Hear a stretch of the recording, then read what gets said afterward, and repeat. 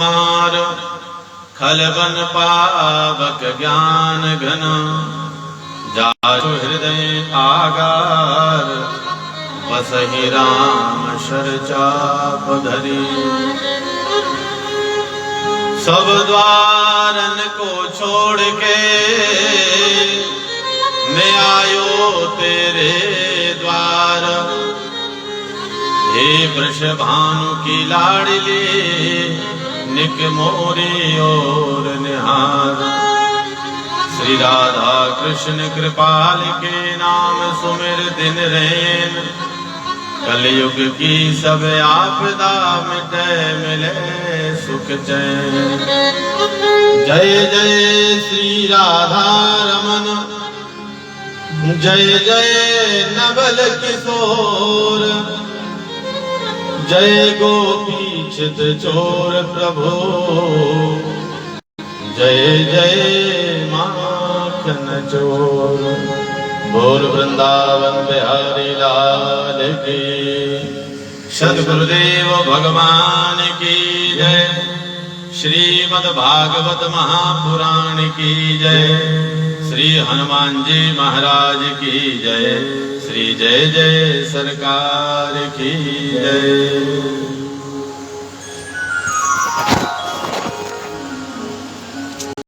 हरे मुरारी जय हो।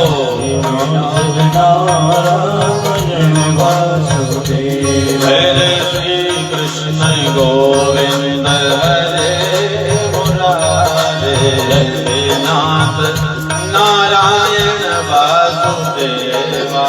श्री कृष्ण गोविंद हरे मुरारी हे नाम नारायण वासुदेवा। हे नाथ नारायण वासुदेवा। हे नाथ नारायण वासुदेवा। हे नाथ नारायण वासुदेवा। हे नाथ वासुदेवा। हे नाथ नारायण वासुदेवा। हे नाथ नारायण वासुदेवा। हे नाथ नारायण वासुदेवा।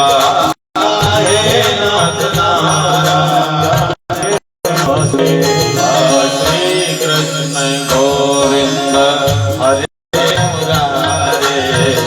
हे नाथ नारायण वासुदेवा। जय जय श्री कृष्ण गोविंद हरे मुरारी जय हो।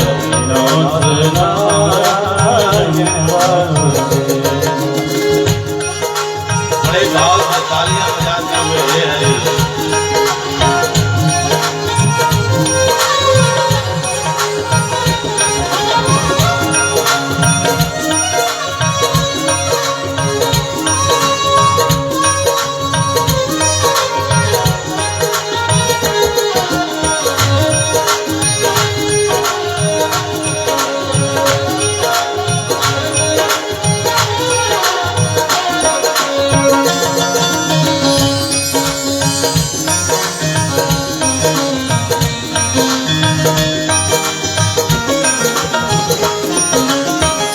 गोविंद मेरी यह प्रार्थना है। गोविंद मेरी यह प्रार्थना हे गोविंद मेरी यह प्रार्थना है। गोविंद मेरी यह प्रार्थना है। और भूलू नहीं नाम कभी मैं तुम्हारा। भूलू नहीं नाम कभी मैं तुम्हारा। निष्काम होके मैं दिन रात गाऊं। निष्काम होके मैं दिन रात गाऊं। हे नाथ नारायण वासुदेवा। श्री कृष्ण गोविंद हरे मुरारी हे नाथ नारायण वासुदेवा। श्री कृष्ण गोविंद हरे मुरारे।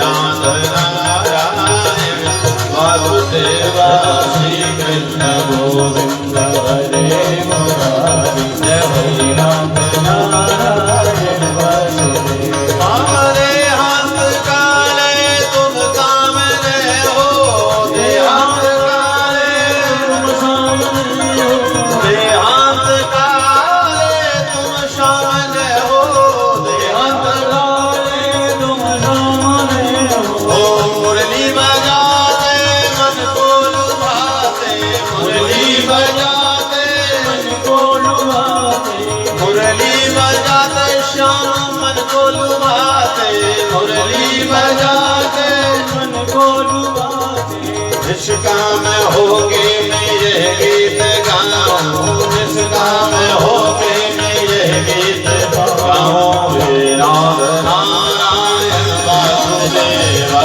श्री कृष्ण गोविंद हरे मुरारी हे नाथ नारायण वासुदेवा राधे कृष्ण कृष्ण कृष्ण राधे राधे राधे कृष्ण कृष्ण कृष्ण राधे राधे राधे श्याम श्याम श्याम राधे राधे राधे श्याम राधे श्याम राम राम राधे राधे राधे कृष्ण कृष्ण कृष्ण राधे राधे राधे कृष्ण कृष्ण कृष्ण राधे राधे राधे श्याम श्याम श्याम राधे राधे राधे श्याम राधे श्याम राम राम राधे राधे राधे कृष्ण कृष्ण कृष्ण राधे राधे राधे कृष्ण राधे कृष्ण कृष्ण कृष्ण राधे राधे राधे श्याम श्याम राधे राधे राधे श्याम राधे श्याम राम राम राधे राधे श्री कृष्ण गोविंद हरे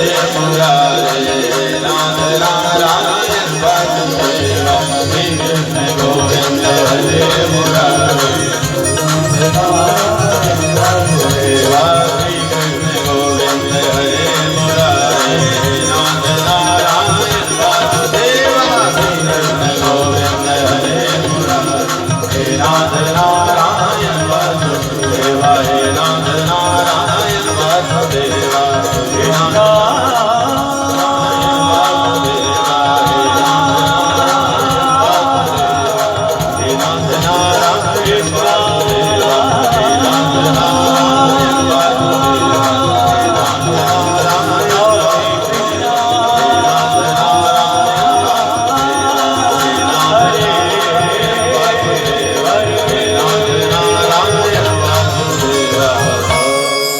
बोलिए वृंदावन बिहारी लाल की जय श्रीमद् भागवत महापुराण की जय श्री वेद व्यास जी भगवान की जय श्री सुखदेव जी महाराज की जय श्री सीताराम जी सरकार की जय श्री राधा कृष्ण भगवान की जय श्री गौरी शंकर भगवान की जय श्री हनुमान जी महाराज की जय नर्मदा माई की जय गंगा मैया की जय यमुना महारानी की जय श्री राधा रानी की जय श्री तुलसी महारानी की जय सदगुरुदेव भगवान की जय अपने अपने माता पिता की जय अपने अपने गुरु गोविंद की जय श्री जय जय सरकार की जय श्री जय जय सरकार की जय ग्राम के देवी देवताओं की जय सत्य सनातन धर्म की जय अधर्म का नाश हो प्राणियों में भावना हो विश्व का कल्याण हो गौ माता की जय हो वस्ती नगर की जय हो सनातन धर्म की जय हो नमः पार्वती पतये हर हर महादेव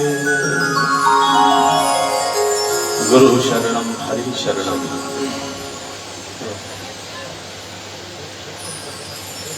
परात्पर परब्रह्म परमात्मा जगदाधार जगत नियंता जगतपति अकारण कारण वर्णालय भक्तवांछात कल्पतरु तड़िंदित विनिंदित पीतांबरधारी बांके बिहारी राश बिहारी गोवर्धन धारी जनमन बिहारी श्री वृंदावन बिहारी की बांगमयी शब्दमयी शब्द विग्रह श्रीमद् भागवत महापुराण के पाद पद्मों में कोटिशाह नमन करते हुए मां नर्मदा माई को साष्टांग नमन करते हुए भगवान की कथा के अनन्य रसिया अनंत संत बलवंत श्री हनुमत लाल जी महाराज का आश्रय चरणाश्रय लेकर के उनके चरणों में वंदना करते हुए हमारे परम आराध्य परम वंदनीय प्रातः स्मरणीय श्री गुरुदेव भगवान श्री श्री जय जय सरकार जी साष्टांग चरणों में प्रणति निवेदन करते हुए समस्त भूदेव ब्राह्मणों को नमन, संत वृंद को नमन एवं मंच पर मंचस्थ हमारे आचार्य पंडित श्री नीलेश पांडे जी महाराज जो कि दिव्य प्रातःकालीन भगवान के जो आवाहित मंडल आदि बने हुए हैं जिनका विधिवत षोडशोपचार से पूजन करा रहे हैं और भागवत जी का मूल पाठ जो बड़े ही लगन के साथ कर रहे हैं, ऐसे हमारे नीलेश पांडे जी एवं जिनकी संगीत सरिताओं में हम सब गोते लगा रहे हैं विगत 5 दिन से, ऐसे हमारे पंडित श्री परशुराम पाटोदिया जी, ये आचार्य भी है, भागवताचार्य भी है और ग्रामाचार्य भी है। पटेल साहब की इस कथा में बड़ा ही दिव्य यहाँ पर अनूठा दिव्यता यहाँ पर उपस्थित हुई है। जितने भी हमारे साथ रहने वाले लोग हैं सब आचार्य हैं। पहले तो ब्राह्मण हैं सभी, दूसरे सभी पंडित हैं, क्योंकि ब्राह्मण में और पंडित में अंतर होता है। ब्राह्मण तो जिस परिवार में जन्म लेता है, ब्राह्मण कुल में जन्म लेता है, वह ब्राह्मण है। लेकिन इसके साथ साथ यदि वह गुरुकुल में रह करके संस्कृत आदि का अध्ययन करता है तो वह तो पंडित कहलाता है। पंडित सभी को भी कहा जा सकता है, जो ज्ञानी है विद्वान वह पंडित है। तो ऐसे हमारे परशुराम आचार्य जी एवं दूसरे जो मुराद से पधारे हुए हैं हमारे मुकेश भैया, मुकेश तिवारी जी, जो स्वयं व्यास ही इनके पीछे लगा हुआ है और यह भी भागवत के आचार्य हैं, संगीत के आचार्य तो हैं ही, भागवताचार्य भी है और बड़े ही रसिक गायक भी हैं और हमेशा साथ रहते हैं भागवत की कथाओं में। तो ऐसे हमारे पंडित श्री मुकेश व्यास जी महाराज एवं जो पेड़ पर संगत दे रहे हैं वह छतरपुर से पधारे हुए हैं, जिन्होंने वृंदावन के स्रोत मुनि आश्रम के गुरुकुल में रहकर के विद्या अध्ययन किया, वहीं से संगीत की शिक्षा ली और कर्म कांडाचार्य होकर के और यह संगीत भी हम सबको प्रदान कर रहे हैं। ऐसे हमारे बड़े प्रिय भैया देवेंद्र अवस्थी जी महाराज एवं जो तबले पर संगत देकर के आप सबका मन मोह रहे हैं, वो है आपके ग्राम से ही है, हमारे बड़े प्रिय हैं। और जितने भी ब्राह्मण हैं सब किसी न किसी आश्रम से जुड़े हुए हैं, किसी न किसी गुरुकुल से जुड़े हुए हैं। हमारे परशुराम जी गुरीलाल कुंज वाले महाराज जी हैं, उनके चरणाश्रित हैं। हमारे मुकेश व्यास जी जो अयोध्या धाम के श्री सरकार पूज्य चरण श्री राम हर्षण दास जी महाराज, उनके ही परम प्रिय शिष्य परम सम्मानीय श्रद्धेय श्री वेदांताचार्य जी वेदांती जी महाराज, रामकृष्ण वेदांती जी, उनकी कृपा पात्र हैं। और हमारे देवेंद्र जी स्रोत मुनि आश्रम में महाराज जी की कृपा पात्र हैं। और अवधेश भैया तो कहना ही क्या है, सदगुरुदेव भगवान श्री जय जय सरकार जी के परम कृपा पात्र भी हैं और उनके साथ साथ समस्त संतों की कृपा उनके ऊपर बरस रही है। पूज्य श्री मलूक पीठ वाले महाराज जी, गुरीलाल कुंज वाले महाराज जी, सभी का आशीर्वाद प्राप्त है। तो भैया सब अपने अपने गुरुदेव की कृपा से ओतप्रोत होकर के और पटेल साहब के यहाँ पर दिव्य अपनी आभा प्रभा यहाँ पर फैला रहे हैं, जिससे संपूर्ण कार्य हमारा निर्विघ्न हो रहा है। यह बहुत ही दिव्य यहाँ पर संयोग उपस्थित हुआ एवं जिनके मनोरथों का उदय हुआ है, जिनके संकल्प से यह भागवत भागीरथी यहाँ पर आज छठवें दिन प्रवाहित हो रही है, ऐसे हमारे दादाजी श्री मुन्नीलाल पटेल जी नन्ना, और जिनकी स्मृति में यह दिव्य भागवत समाहित हुई है, ऐसे वैकुंठवासी श्रीमती स्वर्गीय इंद्राणी पटेल जी और उनके ही बड़े चिरंजीव सुपुत्र बालकृष्ण पटेल जो सपत्नीक बैठ करके और भागवत के परीक्षित का भाव प्रस्तुत कर रहे हैं, और उनके मजले भैया बलराम पटेल जी, उनसे छोटे बाल मुकुंद जी, और फिर सभी बालक अमरजीत, धर्मजीत, अजीत, शशांक, सौरभ आदि सभी बड़े ही भाव से चाव से यह भागवत की यह दिव्य अनुष्ठान को तन मन धन से सेवा में लगे हुए हैं, और उनके ही प्रेम के वशीभूत बुलाने पर आप सब भगवत प्रेमी भक्तजन यहाँ पर पधारे हुए हैं।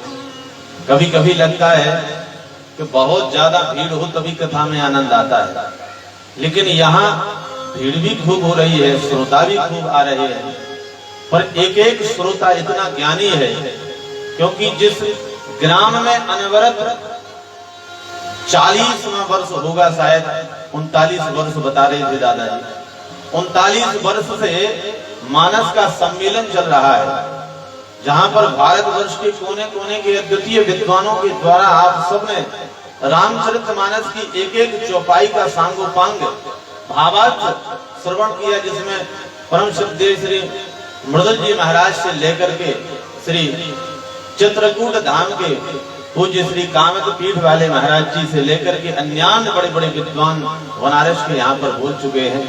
तो यह तो हमारा सौभाग्य है कि आप जैसे ज्ञानी श्रोतागण हमको मिले हैं, और आपके लिए हमें अपनी भागवत की भागीरथी प्रवाहित करने का सौभाग्य मिला, और जब आप लोग प्रशंसा कर देते हो तो हमारा मन भी बहुत उत्साहित हो जाता है, क्योंकि हम सच में विद्वान तो है नहीं है, बस केवल प्रेक्षति गुरु प्रीतो हो।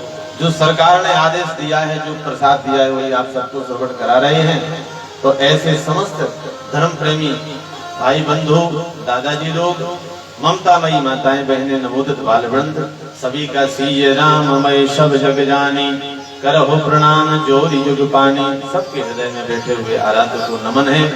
आइए बड़े ही भाव से भगवान की कथा में हम प्रवेश करें, और इधर उधर की बात न करते हुए सीधे श्री धाम वृंदावन चलें, क्योंकि वृंदावन है ही दिव्य भूमि, जहां पर भगवान वृंदावन बिहारी लगभग 11 वर्ष 56 दिन तक रह करके, जिन्होंने अनेक अनेक चरित्र करके और हम सब भक्तों को आनंद प्रदान करते हुए ऐसे आनंद दिया है।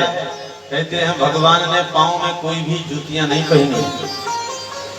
11 वर्ष, लगभग 12 वर्ष ही मान लो, 12 वर्ष तक भगवान की वृंदावन लीला है, और 100 वर्ष तक की द्वारिका लीला है, क्योंकि भगवान लगभग 120-130 वर्ष तक इस धराधाम पर रहे हैं। लेकिन जो महिमा ब्रज की है वह द्वारिका की नहीं है, क्योंकि जिस द्वारिका में तो भगवान राजा बन करके रहे, लेकिन ब्रज में भगवान ने ना तो पांव में कोई भी पादुका पहनी, जहां पर भक्त और भगवान ही नंगे पैर घूमते रहे। इसीलिए आज भी उस ब्रज रज की महिमा है, द्वारिका के रज की महिमा नहीं है, ब्रज रज की ही महिमा है। इसलिए ब्रज की रज के कण कण में अगर हम विचार करके देखें, आप सब तो जाने वाले वृंदावन जाते ही रहते हैं, जब आप ब्रज की रज को उठा करके देखें तो 2 ही कण उसमें दिखाई देते हैं, या तो श्वेत कण या श्याम कण। तो ये दोनों कण ही महाराज राधा और कृष्ण के स्वरूप में हैं। इसलिए ऐसे ब्रज रज की महिमा भगवान ने वृंदावन में रह करके उपस्थित की है। और तो और भगवान जब गोपियों को समझाते थे कि गोपी हमको मथुरा जाने दो, हमको ज्यादा दिन नहीं लगना है, जब गोपियां नहीं मानती थी तो भगवान ने यहाँ तक कह दिया कि हे गोपी वृंदावनम परित्याज्य पादमेकम न गच्छति, कि गोपियों वृंदावन से 1 सेकंड के लिए भी हम कहीं अपना चरण नहीं रख सकते। इसलिए वृंदावन की लीला तो दिव्य लीला है। वृंदावन के आज भी 2 रूप हैं, एक बाह्य और एक आंतरिक। जो लोग वृंदावन जाते ठाकुर जी के दर्शन करने का निमित्त बना करके ब्रजरज में लौटने के लिए, उनको आज भी वृंदावन में वह लीला, वह दिव्यता भगवान प्रदान करते हैं। तो जो केवल घूमने को जाते हैं महाराज, उनको कुछ नहीं मिलता है। इसलिए भगवान की कथा भी कुतर्क तर्क आदि से नहीं सुनना चाहिए, क्योंकि हमारे जय जय कहते थे कि लीला किसे कहते हैं। लीला का अर्थ है जो आधा समझ में आए आधा समझ में ना आए, उसे लीला कहा जाता है। जिनकी लीला से ब्रह्मा मोहित हो गए, अभी इंद्र मोहित होने वाले, क्योंकि गोवर्धन की पूजा हो गई। इंद्र तो बड़े टेंशन में है महाराज के क्या हो गया, दीपावली हो गई अभी तक पूजा नहीं हो रही हमारी। जिनकी लीला से ब्रह्मा मोहित हो गए, इंद्र मोहित हो गए, बड़े बड़े शिव जी भी मोहित हो गए, तो हम सब तो कहाँ हैं, कहीं है ही नहीं। इसलिए भगवान की लीला भाव से श्रवण करते हुए ही अपने जीवन को धन्य करें। तो आए बड़े प्रेम से श्री वृंदावन धाम की दिव्य गोवर्धन लीला में प्रवेश करें। बोलिए गोवर्धन भगवान की जय। भगवान ने अपने बाबा नंद जी से कहा, बाबा गोवर्धन ही हमारे भगवान हैं, इसलिए हमें वर्षों पुरानी चली आ रही परंपरा इंद्र की पूजा की बंद करनी पड़ेगी और भगवान वह पूजा बंद कराएगा। ये क्यों बंद कराई और इसके करने के अर्थ क्या है? बोले भगवान ने इसलिए इंद्र की पूजा बंद कराई कि इंद्र को अभिमान हो गया। इंद्र को लगने लगा कि ये सब ग्वाल बाल जो भी हमारे दास ही हैं, जितने ग्वाल बाल हैं सब हमारे दास हैं, इसलिए ये तो हमारा अधिकार है इनसे पुजवाना, अपने चरणों को पुजवाना, अपनी बलि लेना। और भगवान जो अहंकारी होता है, क्योंकि भगवान का आहार ही अहंकार है, तो भगवान ने सोचा कि अब तुम्हारा अहंकार हम दूर करते हैं। दूसरी बात, भगवान ने यह परंपरा बंद करके हम सबको भी संदेशा दिया है कि जब समय बदल जाता है, जो पुरानी कछु परंपराएं हमारे भी घरों में चालू रहती हैं, जिनके कारण बड़ा समस्या उत्पन्न हो जाती है, तो कभी कभी अपने परिवार के हित के लिए, अपने समाज के हित के लिए जो वर्षों पुरानी परंपरा है उसको बदलना भी चाहिए, इसी में हमारा हित है। तो भगवान ने वह परंपरा आरंभ करी है। और गोवर्धन की पूजा किस प्रकार से हुई? बोले 3 प्रकार से। सबसे पहले भगवान ने गोवर्धन की पूजा में संपूर्ण ब्रजमंडल के ब्रज परिकरों के ब्राह्मणों को बुलाया और उन समस्त ब्राह्मणों से स्वस्ति वाचन करा करके संपूर्ण ब्राह्मणों का सम्मान किया है भगवान ने। क्यों किया? क्योंकि जो ब्राह्मण है, वेद पाठी है, जो ज्ञानी है, समाज में कोई नई दिशा दे सकते हैं, लेकिन उनका कोई सम्मान करने वाला नहीं है, इसलिए वह छुप करके अपने घर में ही बैठे हुए हैं। तो भगवान ने कहा कि भैया जो बुद्धिमान है, जिनका समाज में सम्मान होना चाहिए, यदि उनको समाज में निकाल करके सम्मान नहीं करेंगे तो ऐसे ज्ञानी जन गौड़ हो जाएंगे, जिससे हमारा देश, हमारा राष्ट्र, जिसका नाम भारत कहा जाता है, और जो संतों का गायों की भूमि कही जाती है, उसमें भी आनंद नहीं आएगा। तो सबसे पहले ब्राह्मणों का पूजन कराया है और दूसरा भगवान ने समस्त गायों का पूजन किया है, जितनी भी गौ माताएं थी सबको पूजन किया है। और तीसरा भगवान ने पहाड़ अर्थात गिरिराज को पूज करके प्रकृति की पूजा करी है। एक एक वृक्षों में चंदन लगवाया, एक एक पेड़ पौधे को भगवान ने संभाला। क्यों? क्योंकि भगवान बताना चाह रहे हैं भैया, ये जो पेड़ पौधे हैं, ये पहाड़ वन है, यही हमारा जीवन है। यदि पेड़ नहीं रहेंगे तो ऑक्सीजन कैसे आएगी, और यदि ऑक्सीजन नहीं आएगी, पेड़ नहीं होंगे तो वर्षा रानी कैसे आएगी, तो जब वर्षा नहीं होगी तो जनजीवन कैसे सही होगा। इसलिए एक शोध आया है कि जन्म से लेकर के मृत्यु तक प्रत्येक व्यक्ति 6 पेड़ों का उपयोग करता है। 6 पेड़, उसको 6 वृक्षों की लकड़ी लगती है। जन्म होता है तो लकड़ी का ही पलना बनता है, फिर महाराज जब बढ़िया मकान बनता है तो सुंदर सोफे आदि फर्नीचर भी लकड़ी से ही बनता है। जो पुस्तक पढ़ते हैं, किताबें आदि बनती हैं, वो भी लकड़ी से ही बनती है। तो इस प्रकार अंतिम समय भी लकड़ी ही चाहिए होती है। तो कम से कम 6 पेड़ हम अपने जीवन में उपयोग कर लेते हैं। इसलिए जब तक हम 6 वृक्ष ना लगाएं तब तक हम प्रकृति के ऋणी रहते हैं। इसलिए हमें हमेशा प्रयास करना चाहिए पेड़ काटे ना, जबकि हम लगाएं। और 6 पेड़ लगाओ तो प्रकृति का ऋण मुक्त, और उससे ज्यादा लगाओ तो प्रकृति की पूजा। तो भगवान ने प्रकृति की पूजा करी है, अर्थात वृक्षों की पूजा करी, पहाड़ों की पूजा करी, नदियों की पूजा करी। क्योंकि जो नदी हमारे ग्राम में होती है वही जीवन दायिनी कहलाती है। यहाँ तो हम सब भाग्यशाली हैं, आप सब परांबा मां नर्मदा जी का आपको सानिध्य प्राप्त हो रहा है। हम सब लोगों का ऐसा कहाँ सौभाग्य है। और हमारे फतेहपुर के पास भी सोनभद्र नदी है, जिसको ही हम सब गंगा और नर्मदा जी जैसा ही मानते हैं। प्रत्येक व्यक्ति को जो भी गांव में नदी है, जो भी सरिताएं हैं, उनको हमें गंगा, यमुना, सरस्वती, नर्मदा समझ करके ही पूजन करना चाहिए। भगवान ने ऐसी पूजा कराई महाराज। खूब देवी देवता आए बाहर से, नारद जी भी आए और खूब प्रसाद पाया। और जैसे ही सब गोवर्धन के भजन गाती हुई गोपियां गई, बताओ तो हम तो बूढ़ी हो गई हैं, जो इंद्र को हर साल पूजा होत रही, लेकिन आज तक इस इंद्र ने सामने आकर के हमारा भोग नहीं पाया। पर जय हो मेरे गोवर्धन भगवान, पहली बार पूजा करी है और पहली बार में दर्शन दिया और हमारा खुद भोग पाया।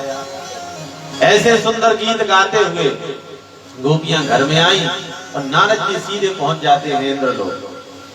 इंद्र भगवान पंचांग, इंद्र महाराज पत्रा को ले बैठे, देख रहे थे कि परमा आ गई है, दोज आने वाली है। अभी तक हमारी जो बलि हमें जो ग्वाल बाल देते थे अभी तक क्यों नहीं मिली। और जैसे ही नारद जी पहुंचे, नारद जी को देखा, बोले आइए देवर्षि। देवर्षि ने कहा कि पहले प्रसाद लो। बोले किस चीज का? बोले पूजा से जा रहे हैं। इंद्र ने प्रसाद लिया। बोले क्या देख रहे हो इंद्र? इंद्र ने कहा महाराज, दीपावली के दूसरे दिन हमको बलि देते थे ये ग्वाल बाल, लेकिन पता नहीं कि पंचांग में परमा तो निकल गई है, प्रतिपदा निकल गई, पर द्वितीया आ गई है, अभी तक बुलावा नहीं आया। नारद जी ने कहा कि महाराज अब बुलावा कभी नहीं आएगा। बोले क्यों? बोले तुम्हारा तो पत्ता साफ होगा, क्योंकि जो पूजा तुम्हारा किया करते थे ग्वाल बाल, जो बलि तुम्हें प्रदान किया करते थे, जो पूजन तुम्हारा होता था, वह पूजा आपकी बंद करवा करके गिरिराज की पूजा होने लगी। बोले ये ऐसा दुस्साहस किसने किया? तो नारद जी ने कहा कि नंद के छोरा के कहने पर, नंद का बालक है जिसका खूब नाम चला है, और उसी के कहने पर तुम्हारी पूजा बंद हो गई। बोले बाला नाम बाले संस्तब्ध मह्यम पंडित मानिनम कृष्णम मध्योपाश्रित्य गोपाने चक्रुरप्रियम। जैसे ही महाराज इंद्र ने सुना तो बोले अच्छा, उस गवार ग्वालों ने मुझ बलशाली इंद्र की पूजा बंद करके बहुत बड़ा अनर्थ मोल ले लिया है। वो जानते नहीं है कि हम धरती के राजा नहीं हैं, हम देवताओं के राजा इंद्र हैं। हमारे वज्र का और हमारे कोप का भाजन को बनना पड़ेगा महाराज। तुरंत जाता है इंद्र। कहां? बोले जहां पर प्रलय कालीन 12 मेघ जब प्रलय होती है, तो भागवत जी में आया है कि 12 मेघ एक साथ मूसलाधार वर्षा करते हैं। मूसलाधार से भी बड़ी महाराज हाथी के पांव जितनी बूंदे होती हैं। जब धरती तो बिल्कुल 2 मिनट में जैसे ही मूसलाधार वर्षा होती है, तो सब बह करके गंगा जी पूरा समुद्र में चला जाता है। तो ऐसे उन सांवर्तक जिनका नाम है, उनसे जा करके कहने लगा गणम सांवर्तकम मेघ, गणम सांवर्तकम नाम मेघा नाम चांद कारणम इंद्र प्राचोदयत क्रुद्धो वाक्यम चाहे से मानुता। इंद्र ने कहा कि सुनो मेघ, जाकर के और भारत में जो ब्रजमंडल बना हुआ है उसका नामो निशान मिटा दो महाराज। भारत के नक्शा में अब ब्रज नहीं आना चाहिए। बोले महाराज क्या गलती हो गई? हम लोग तो प्रलय के बादल हैं, क्या प्रलय आ गया? इंद्र ने कहा प्रलय नहीं आ गया है, लेकिन ब्रज में प्रलय मचाना है। बोले महाराज ऐसा न करो, ये हम सब प्रकृति के बंधे हुए हैं। बोले सुनो राजा, हम हैं तुम नहीं, हमें तुम्हारी आज्ञा नहीं माननी है, तुम्हें हमारी आज्ञा माननी पड़ेगी। जाओ तत्काल और ब्रज को बहा दो। और जैसे ही अब वो तो सेवक थे, जितने भी मेघ थे सब घनघोर आच्छादित हो गए, बिजलियां तड़कने लगी महाराज। चारों ओर ब्रजमंडल में अंधेरा छाने लगा।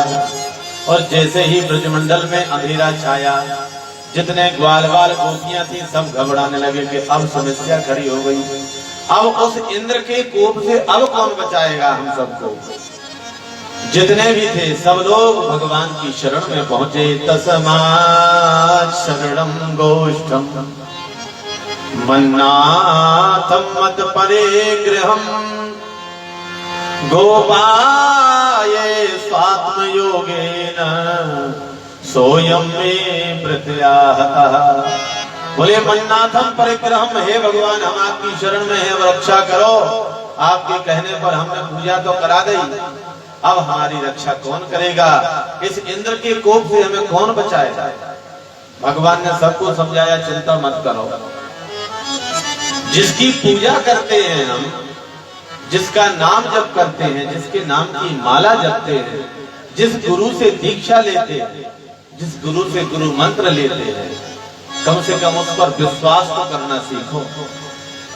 जितने ग्वाल बाल गोपियां थी, भगवान ने कहा कि विश्वास करो, क्योंकि बिना विश्वास के कोई भी पूजा पाठ मंत्र तंत्र यंत्र कोई भी सफल नहीं होता है। इसलिए मंत्र जाप मम दृढ़ विश्वास, अगर किसी नाम मंत्र जाप कर रहे हो तो दृढ़ विश्वास करो। गोपियों ने कहा तो क्या विश्वास करें। बोले चलो नहीं गिरिराज के शरण में। तो तुरंत सब लोग गए।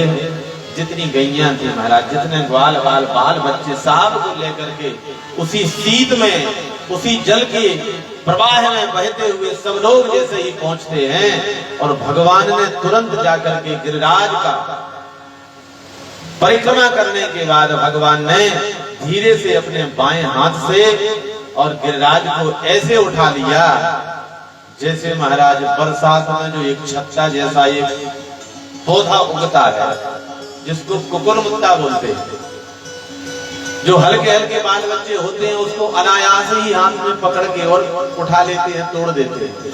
तो भगवान ने ऐसे ही उठाया। बोले दधार लीलया कृष्णा छत्रा का मेव बालका।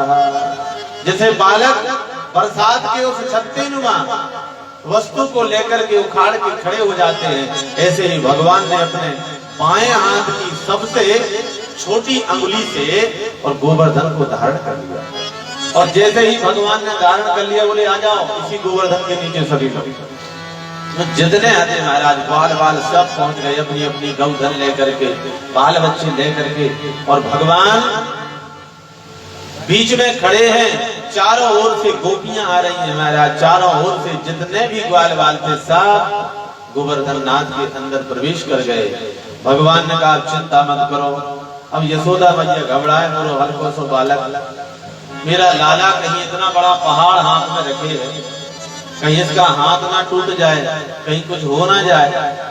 तो तुरंत मैया कहने लगी कि अरे सबने अपनी अपनी लाठियां लगा लो, मेरा कान्हा नन्हा सा है, छोटा सा है, और जरा सभी अपना अपना जोर लगाओ। तो सब लोग अपना जोर लगा रहे हैं। मैया कह रही है कि नख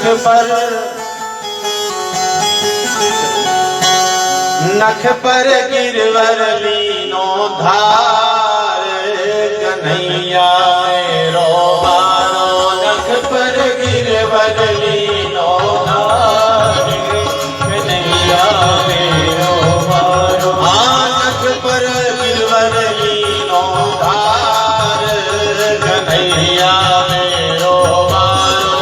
नख पे गिरवर लीनो धार, कन्हैया मेरो मारो।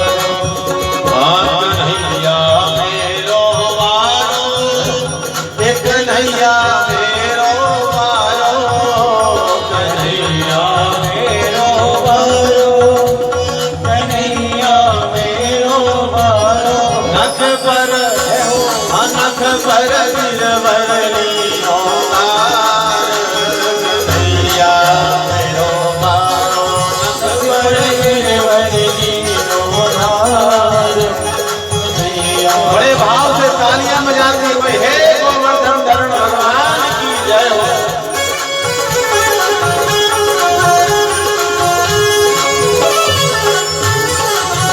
जय जय।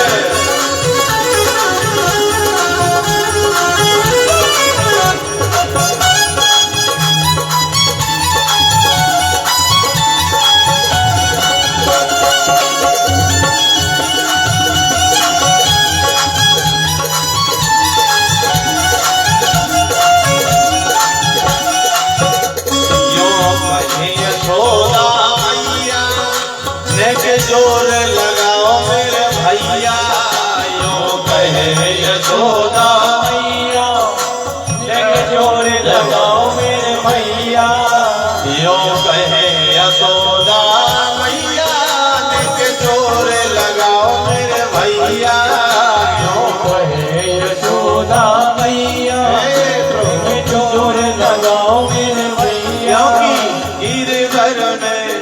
गिरवर में बोझे अपार कन्हैया मेरो मारो, गिरवर में बोझे अपार कन्हैया मेरो मारो। नख पर गिरवर लीनो धार कन्हैया मेरो मारो, नख पे गिरवर लीनो धार कन्हैया मेरो मारो। जय हो बिहारी जी।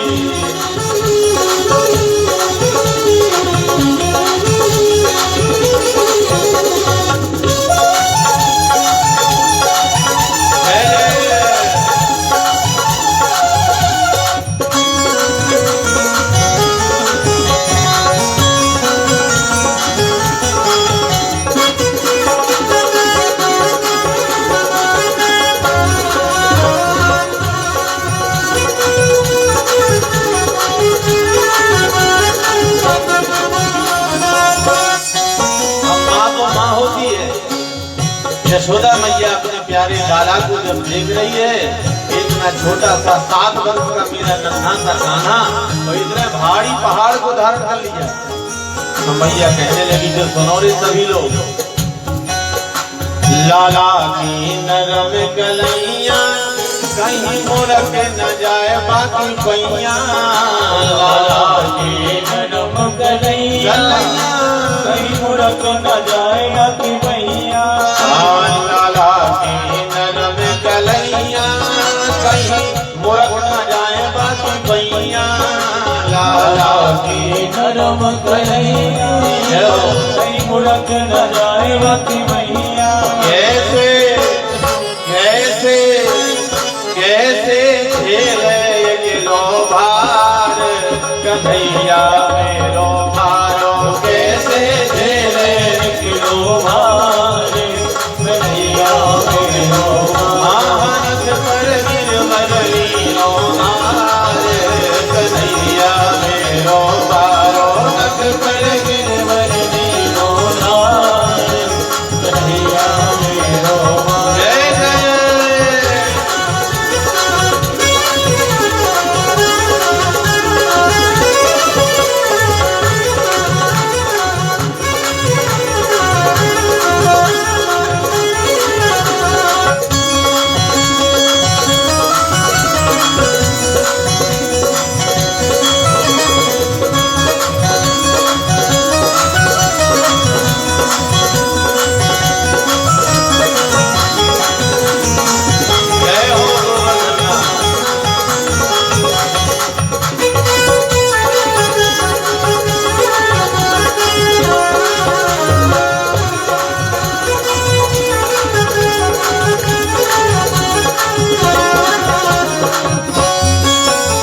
जब को इंद्र ने कीनो ब्रज गोवर्धन धर लीनो, जब को इंद्र ने कीनो ब्रज गोवर्धन धर लीनो, जब को इंद्र ने कीनो ब्रज गोवर्धन धर लीनो, जब को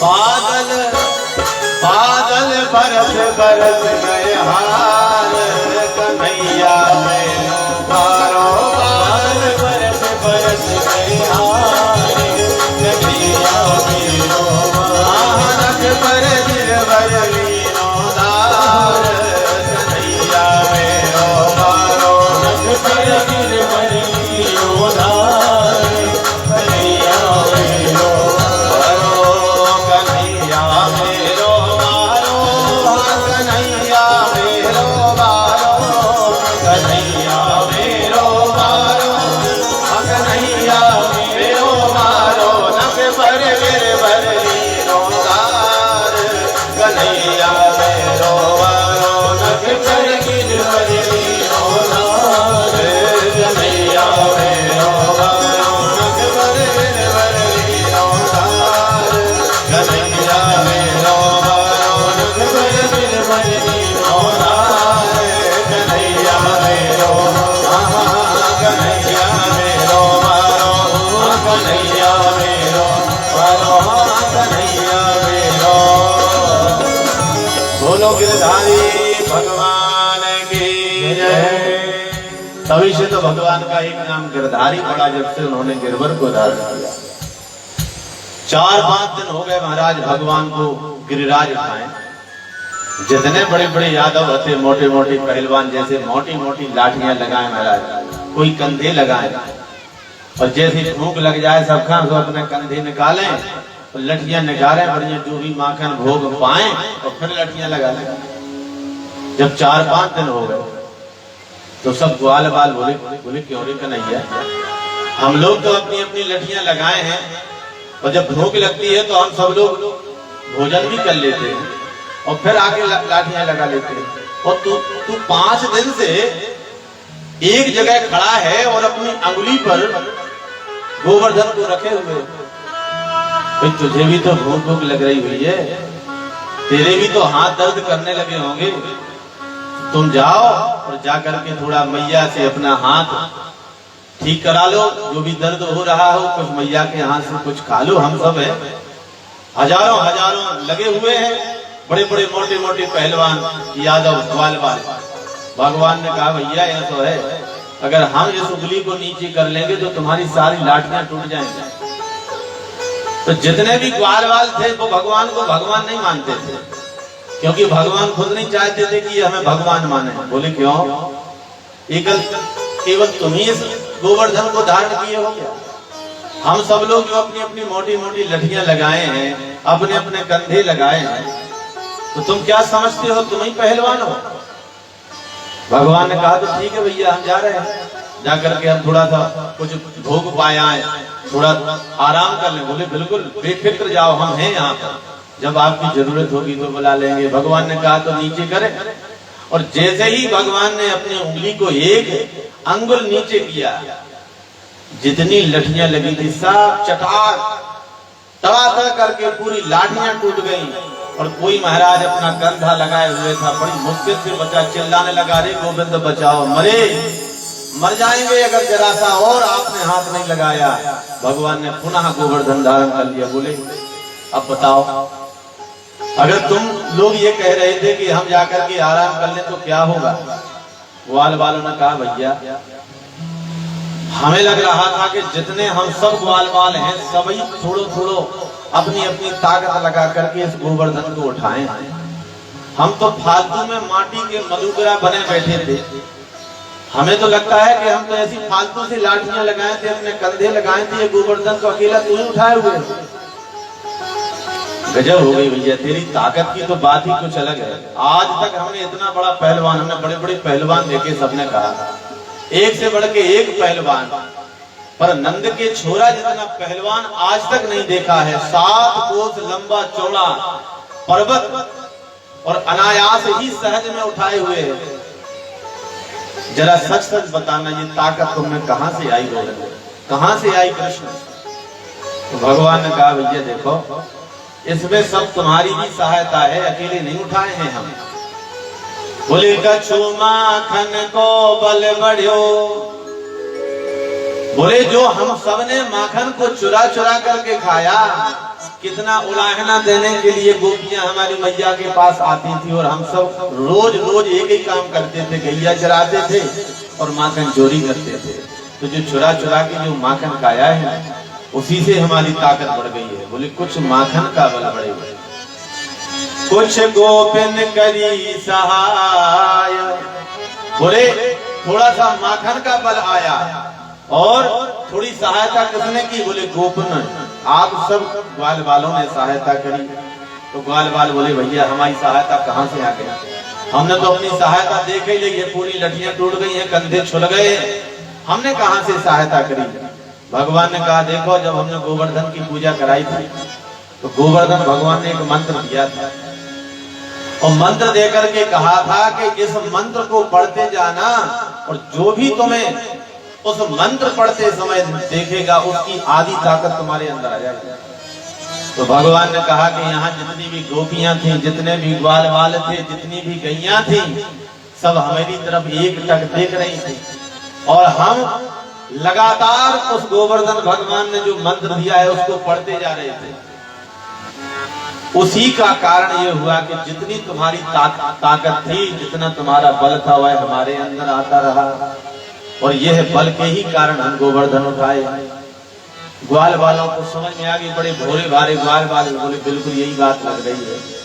एक मन सुखा नाम का सखा था, बोले भैया ये बात बिल्कुल सच बोल रहे हो, हम कितनों भोजन कर रहे, बड़े बड़े टिक्कड़ खा रहे, खूब माखन मिश्री खा रहे, इसके बाद भी हम दुबले होते जा रहे, हिम्मत नहीं बची, शक्ति नहीं बची। तो यही कारण है तू हमारी सबकी शक्ति भी छीनने लगा है। बोले क्यों रे? पहले माखन चुराया, माखन चोरी करी, फिर चीर चुराया, इतने पर भी मन नहीं भरा तो अब सबकी ताकत चुराने लगा है और तूने हमारी ताकत चुरा करके इस गोवर्धन को उठाया है।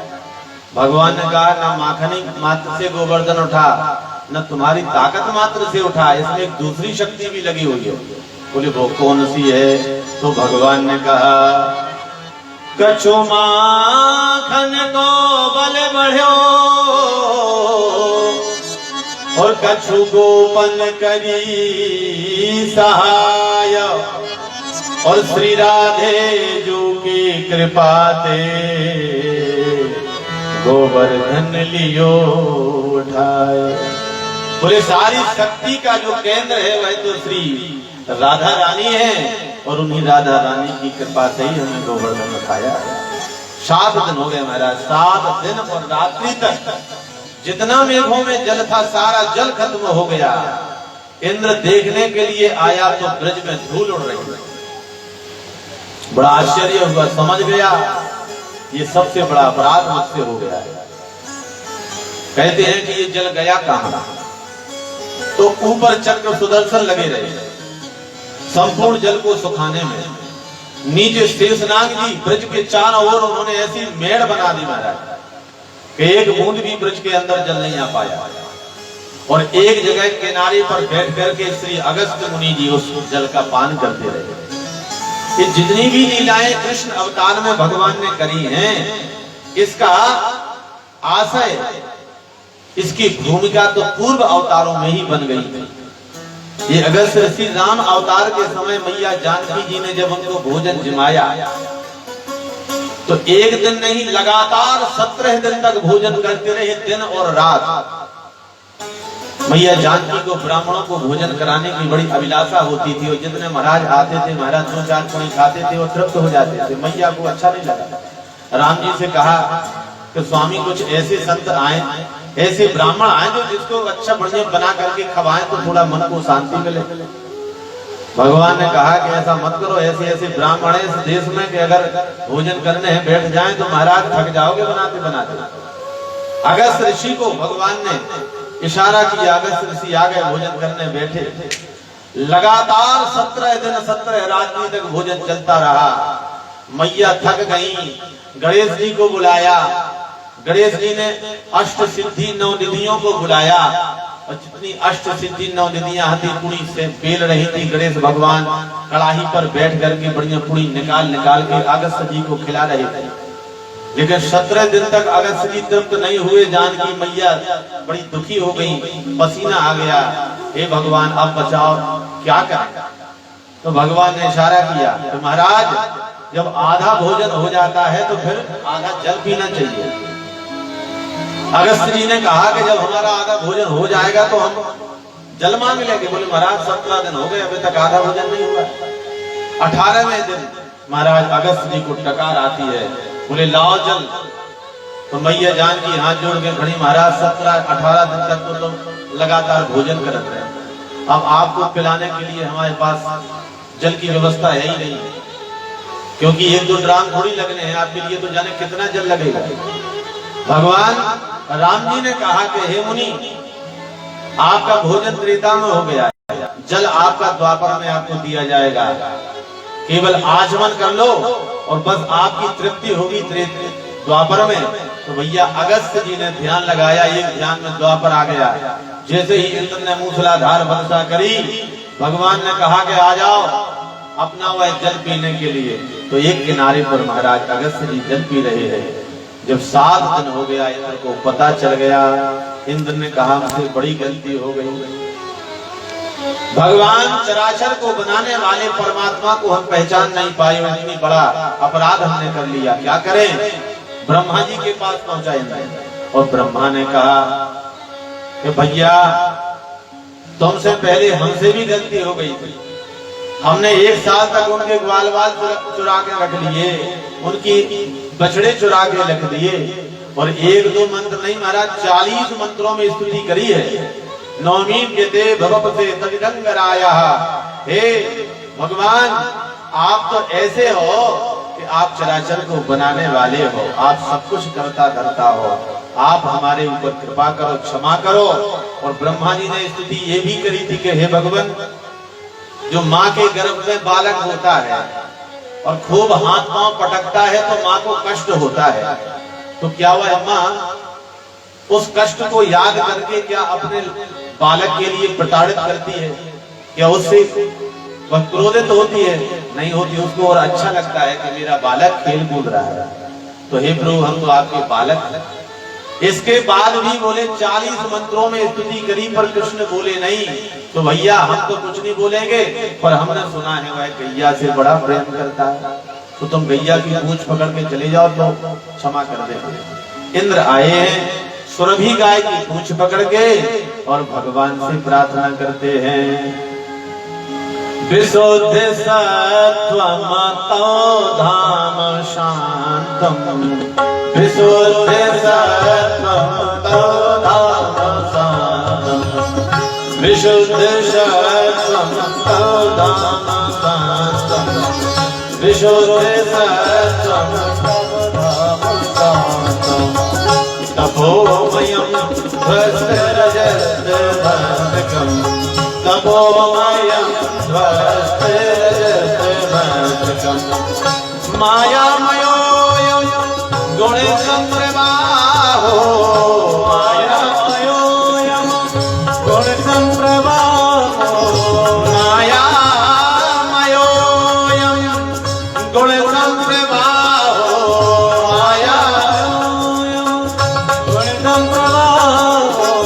नाविद्यते ते ग्रहणानो बन्धा, नाविद्यते ते ग्रहणानो बन्धा। इंद्र ने प्रार्थना करी है, विशुद्ध सत्वम तव धाम शांतम। हे भगवान, हम तो रजोगुण से बने हुए तुच्छ प्राणी हैं, और आप तो विशुद्ध सत्वगुण से संपन्न आपका यह दिव्य जो श्री क्षीर सागर धाम है, और आपके ही द्वारा सारा चराचर बना हुआ है। हे भगवान, मैं बहुत दुखी हूँ, मैंने बहुत बड़ा अपराध किया है, मुझे क्षमा करो, और कृपा करके यह इंद्र का पद भी आप ही ले लो, और हमें इस ब्रज में हमारे लिए वास दे दो। हम ब्रज में रह करके आपकी सेवा करेंगे, गाय की सेवा करेंगे। भगवान ने कहा कि इंद्र, मैंने तुम्हें क्षमा कर दिया, तुमने अपराध तो बहुत बड़ा किया था, पर मैंने तुम्हें क्षमा कर दिया। अब भगवान ने इंद्र को क्यों क्षमा किया? उसके 2-3 कारण हैं। इंद्र ने क्या किया, 7 दिन तक भगवान के अत्यंत ही प्रिय भक्तों को भगवान के निकट कर दिया, क्योंकि जब मूसलाधार वर्षा हो गई तो सब ग्वाल बाल गोपियां अपने दूर दूर के घरों से निकल करके और भगवान की शरण में पहुंची। तो जितनी भी गैया मैया थी, जितनी भी गोपियां थी, वह 7 दिन 7 रात्रि तक भगवान के समीप रही। इसलिए भगवान ने इंद्र को क्षमा कर दिया, क्योंकि भगवान के भक्त यदि भगवान के समीप है तो भगवान अत्यंत प्रसन्न होते हैं। और ब्रह्मा को क्यों क्षमा नहीं किया? क्योंकि ब्रह्मा ने भगवान के प्यारे भक्तों को 1 वर्ष तक भगवान से अलग कर दिया, 1 वर्ष तक उन बछड़ों को अलग कर दिया। तो भगवान की तो प्रतिज्ञा है कि जो मेरे भक्त का अपराध करता है मैं उसको कभी क्षमा नहीं कर सकता। जो अपराध भगत कर करई, राम रोष पावक सो जरई, राम रोष पावक सो जरई। इसलिए भगवान का अपराध हो जाए तो भगवान क्षमा कर देते हैं, पर भक्तापराध भगवान कभी क्षमा नहीं करते। इसलिए भूल करके भी किसी भक्त का अपमान ना करें। सुरभि गैया ने कहा कि भगवान आपने भले ही क्षमा कर दिया हो इस इंद्र को, पर मैं इसको कभी क्षमा नहीं करूंगी। इसने मेरा समूल वंश नष्ट करने का तो साहस किया है। इसलिए आज के बाद मेरा कोई इंद्र है तो हे गोविंद आप ही रहेंगे। और आज भगवान को अपना इंद्र पद सुरभि गाय ने समर्पित किया, तभी से भगवान का नाम गोविंद पड़ा। गाय के जो राजा हैं, गाय के जो रक्षा करने वाले हैं वह इंद्र है, तो वह गोविंद स्वरूप भगवान ही बन गए। इसलिए इनका एक नाम पड़ गया गोविंद। बोलो गोविंद भगवान की जय। भगवान को 3 चीजें बड़ी प्रिय हैं, गोपी, गाय और गीता। ये भगवान के अत्यंत प्रिय भाव है। जो गाय, गोपी और गीता का सम्मान करता है उसके जीवन में कभी भी कोई भी कष्ट नहीं आता है, किसी भी प्रकार का दुख नहीं होता है। बोले सबसे पहले भगवान की कृपा चाहिए तो गाय की सेवा करने लगो। और गीता भगवान का दिव्य उपदेश है जो गीता में लिखा हुआ है महाराज। गीता सुगीता कर्तव्या के मन्ने सास विस्तरे, यह स्वयं पद्मनाभस्य मुख पद्माद विनिसृता। बोले जो गीता में लिखा हुआ है वह समस्त वेदों पुराणों शास्त्रों का सार है। और हमारे जय जय सरकार जी जो कहते हैं कि जो गीता अध्ययन करता है, बोले गीता का अध्ययन करने से बालकों का जो बुद्धि है वह तीक्ष्ण हो जाती है। कई लोग सोचते हैं महाराज गीता तो बुढ़ापे में सुनी जाती है, बाद में मरना संभव होता है।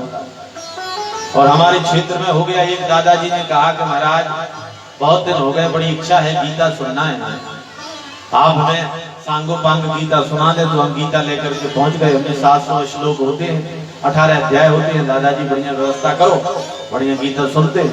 दादाजी आ गए गीता सुनने के लिए। उतने में दादी जी आई रोती गाती, पूरा परिवार लेकर के महाराज अबे तो हमारे स्वामी जिंदा हैं, अबे तो स्वस्थ हैं, अबे न जा गीता फीता हुई है, अबे कोई भी आदमी इतने गीता सुनवे ना आहे ना तुम कर सकते हो महाराज। माँ बुंदेलखंड की बात है। तो दादी इतनी रोई, हमने अपनी गीता समेटी और चले गए। तो जय जय सरकार जी कहते हैं कि गीता सुगीता कर्तव्या। बोले गीता का ऐसा दिव्य ज्ञान है जिससे हमारी बुद्धि भी शुद्ध होती है, जो हमें कर्म की संज्ञा देती है। ब्राह्मण क्षत्रिय वृषाम शूद्राम श्वे श्वे कर्मण्य निरतः संसिद्धिम लभते नरः। अपने अपने कर्म पर ही हमें अपना फोकस करना चाहिए, अपना ध्यान रखना चाहिए। तो भगवान किससे प्रेम करते हैं? गाय से, गीता से और गोपी से। गोपी का अर्थ होता है जो मातृ शक्तियां हैं, माताएं बहनें जो सताई जाती हैं कई प्रकार से, जो निर्दोष कन्याएं होती हैं, जो निर्दोष माताएं होती हैं, अगर उनको किसी भी प्रकार से शराब पी करके उनको कष्ट दिया जाए, उनको प्रताड़ित किया जाए, तो भगवान कभी प्रसन्न नहीं होते हैं। क्योंकि शास्त्रों में लिखा गया है यत्र नारी अस्तु पूज्यन्ते रमन्ते तत्र देवता। हमारे शास्त्रों में तो नारी की पूजा की गई है, नारी की वंदना की गई है। तो गैया मैया ने भगवान को इंद्र बनाया। भगवान उस गोवर्धन को धारण करके और उसको यथा स्थान पर स्थापित करके संपूर्ण ग्वाल वालों को विदा करते हैं और पुनः वही गौचारण की लीला भगवान की आरंभ होती है। इस प्रकार भगवान दिव्यादि दिव्य ब्रज की लीलाएं कर रहे हैं। आज भगवान ने बड़े ही दिव्य मधुरादि मधुर जो सबसे विशेष लीला है उस लीला को करने का मन बनाया। उस लीला के पूर्व भगवान ने जिह्वा को जीतने का एक बड़ा ही सुंदर लीला रची है। बोले नंद बाबा एकादशी का व्रत करते हैं। एकादशी का व्रत हम सबको करना चाहिए। एकादशी का अर्थ ये नहीं है कि आप भूखे रहो। एकादशी का अर्थ होता है एक दशा।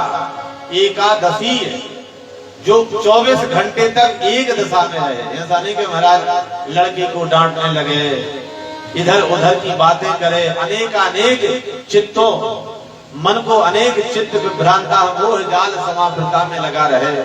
दिन भर कुछ ना कुछ खाए, सुबह से लेकर के फलाहार शुरू कर दे हमारा, फिर ये सेव फल का एक टुकड़ा खा लिया, फिर थोड़ा सा अंगूर खा लिया। इसे एकादशी नहीं कहते हैं। एकादशी का अर्थ है एक दशा में 24 घंटे तक रहना। दूसरा 10 इंद्रियां होती हैं और 11वां मन होता है। ऐसे 11 इसी को एकादशी कहते हैं। जो 10 इंद्रियों और 11वें मन के साथ जो नित्य 24 घंटे तक परमात्मा की आराधना करे उसे एकादशी का व्रत कहते हैं। नंद बाबा ने एकादशी करी, उद्यापन करना था कि अब तो हम बूढ़े हो गए, खूब एकादशी करी है, अब तो आज उद्यापन करेंगे और अब मेरा कान्हा कन्हैया हमारा बालक हो गया है, योग्य है, अब किसी के लिए हम एकादशी सौंपेंगे। तो जैसे ही यमुना में डुबकी लगाई, गलती ये हो गई कि 2 बजे रात में यमुना में डुबकी लगा दी।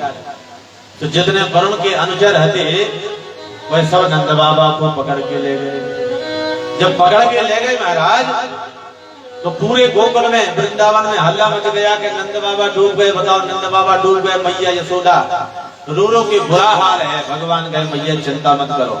जैसे ही वरुण लोग पहुंचे हैं यमुना के द्वारा और अपने पिता को ला करके और ब्रज में उपस्थित हुए और इस प्रकार वरुण को जीत करके, क्योंकि वरुण का वास जीभ में रहता है, अब भगवान को सबसे दिव्य महाराज की लीला करनी है। इसलिए जो आखिरी का जो शस्त्र है वह है जिह्वा, क्योंकि यह रास लीला कोई काम लीला नहीं है, यह तो काम को जीतने की लीला है और भगवान की सबसे विशिष्ट लीला है महाराज। और संतों ने तो यहाँ तक कहा है कि भगवान श्री कृष्ण का जन्म अवतार भी केवल इसीलिए हुआ है, केवल और केवल महाराज करने के लिए, क्योंकि जितनी और लीलाएं करी वह तो और भी भगवान कर सकते थे। भगवान ने पूतना का जहर पिया तो उससे ज्यादा जहर तो शंकर जी ने पी लिया। भगवान ने 7 वर्ष के होकर के गोवर्धन को उठाया तो कोई बड़ी बात नहीं है। गोवर्धन को तो इसके पूर्व हनुमान जी त्रेता युग में लेकर के ही तो आए थे, वही तो गोवर्धन है। जब राम जी सरकार सेतु बंधन कर रहे थे, जब सेतु बंधन हो गया, हनुमान जी महाराज गोवर्धन लेकर के जा रहे थे और जैसे ही संदेशा भेजा गया जो जहां है वहीं रख दे, हमारा कार्य पूरा हो गया, तो गोवर्धन को ब्रजमंडल में रख दिया। गोवर्धन दुखी हो गए, महाराज बताओ हम राम के काज के लिए न लग पाए, हमसे बड़ा दुर्भाग्यशाली कौन होगा।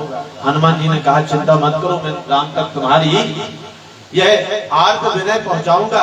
और भगवान से कहा हनुमान जी ने, महाराज गोवर्धन दुखी है। भगवान ने कहा चिंता मत करो, द्वापर में 7 दिन 7 रात्रि तक उसको अपने हथेली पर धारण करूंगा और उसका पूजन करवाऊंगा। गोवर्धन को चिंता नहीं करनी चाहिए। ये तो हनुमान जी लेकर के आए। तो जितने अन्यान्य जो लीलाएं हैं वह तो और भी अवतार कर सकते थे, पर महाराज अन्य कोई भी अवतार नहीं कर सकता। तो भगवान की दिव्य लीला महाराज का यहाँ पर श्री सुखदेव जी महाराज ने दिव्य मंगलाचरण किया है। बोले भगवान पिता रात्रे सरदोत्फुल्य मल्लिका वीक्षिरं तुम मनश्चक्रे योग माया मुपाश्रिता। जितने पुराण हैं भैया, उन संपूर्ण पुराणों में यदि कोई श्रेष्ठतम पुराण है तो यह श्रीमद् भागवत महापुराण है। और इस श्रीमद् भागवत महापुराण में सबसे श्रेष्ठ कोई स्कंद है, इसमें 12 स्कंद होते हैं, तो सबसे श्रेष्ठ स्कंद कौन है? दसम स्कंद। जिसने दसम स्कंद का पाठ कर लिया, जिसने दसम स्कंद की लीला सुन ली, उसको संपूर्ण श्रीमद् भागवत का पुण्य मिल गया। और इस दसम स्कंद में भी सबसे श्रेष्ठ यदि कोई है तो वह है भगवान की रास पंचाध्यायी।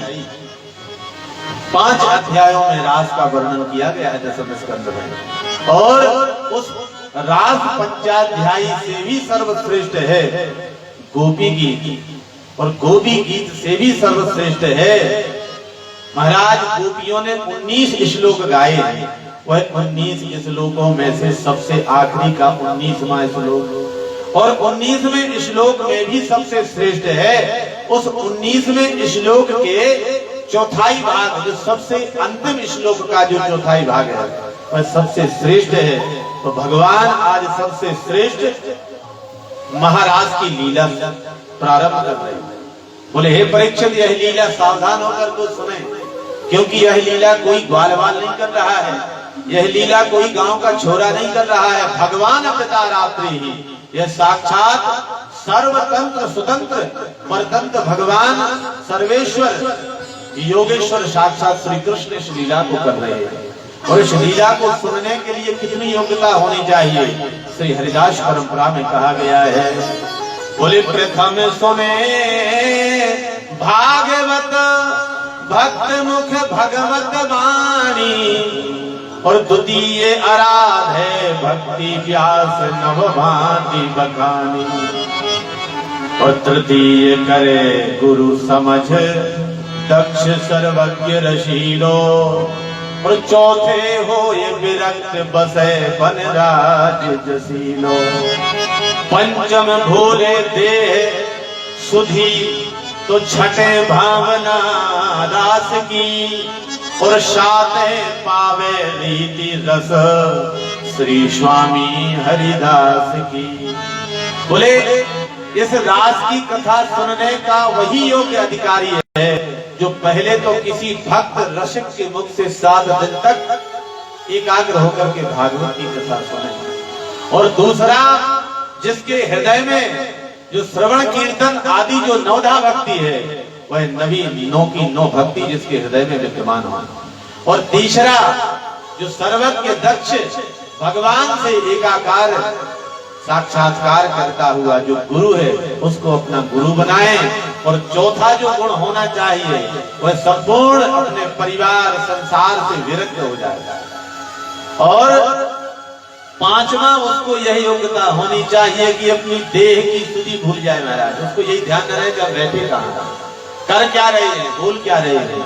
जब इतनी हमारे पास योग्यता भाव आ जाता है तब छठे भावना रास की, और 7वीं तब वह रीति वह रस रास का मिलता है जिसको पाने के लिए भगवान शिव को भी गोपी बनना पड़ा, जिसका रस पाने के लिए नारद को नारदी गोपी बनना पड़ा, और जिसका दर्शन करने के लिए भगवान शिव को भी चंद्र सखी बनना पड़ा। इसलिए जो लोग हमारे शास्त्र को लेकर के, धर्म को लेकर के, इस महाराज को लेकर के जो अनेक प्रकार का जो दुष्प्रचार करते हैं, तो बताओ इतनी बड़ी बड़ी सखियों के साथ भगवान ने नृत्य किया है, क्या ये अच्छा है? तो सबसे पहले तो यही सोच लो कि भगवान की उम्र कितनी है। 6 वर्ष से लेकर के 10 वर्ष के बीच में यह महाराज हुआ है, तो 10 साल के जो बाल बच्चे होते हैं उनके अंदर कोई भी प्रकार का विकार नहीं होता है, वह तो परम सिद्ध और उसी परमात्मा के अंश में माने जाते हैं, क्योंकि जब तक 16 वर्ष तक का बालक नहीं होता है तो उसको छोटा कुमार ही माना जाता है। तो भगवान की महाराज की लीला कितने समय की है? बोले 6 से 10 वर्ष के बीच की लीला है। दूसरा उम्र तो छोटी है ही, और दूसरा जो गोपियां हैं वह कोई गोपियां छोटी मोटी गांव की ग्वालिनी नहीं है, वह गोपियां कहाँ की हैं? बोले पूरा महर्षया सर्वे दंडकारण्यवासिना रामं दृष्ट्वा हरिं तत्र भोक्तुम मेच्छन् सुप्रग्रहम्। पद्म पुराण कहता है कि यह जो जितनी गोपियां थी वह कौन है? बोले पुरा महर्षया सर्वे दंडकारण्यवासिना, जो दंडकारण्य में जितने ऋषि महर्षि थे, जिन्होंने हजार हजार वर्ष तक भगवान की आराधना करते करते भगवान के दर्शन की लालसा करी, और जैसे ही 14 वर्ष के वनवास को लेकर के जब राम जी सरकार दंडकारण्य में पहुंचे, तो जितने ऋषि मुनि माला जप रहे थे, महाराज भगवान की शोभा देख करके, भगवान का दिव्य स्वरूप देख करके सब ऋषियों की माला हाथ से छूट गई। आहा, कितना दिव्य सौंदर्य भगवान का है। सर्वांग सुंदर परमात्मा को देख करके सारे ऋषि मोहित हो गए। ऋषियों ने कहा प्रभु आपसे प्रार्थना है, अब जब माला वाला हमारे हाथ से छूट रही है, अब तो हम आपका आलिंगन करना चाहते हैं, आपके चरणों में झुक करके आपकी रूप माधुरी का। तो भगवान ने कहा कि ऋषि को आपके भावना को बंधन कर रहा है, लेकिन मेरा यह जो अवतार है वह मर्यादा पुरुषोत्तम के रूप में हम आए, मर्यादा का अवतार है, इसलिए इस जन्म में, पर जो दूसरा जन्म मेरा द्वापर बन करके आई। हाँ, स्वयं सिद्धा गोपी कौन है? जिन्होंने भगवान को पति रूप में पाने के लिए यमुना जी में स्नान करती और कात्यायनी से भगवान को पति रूप में पाने का प्रयास किया। ऐसे भगवान ने सुंदर मंगलम वरदनम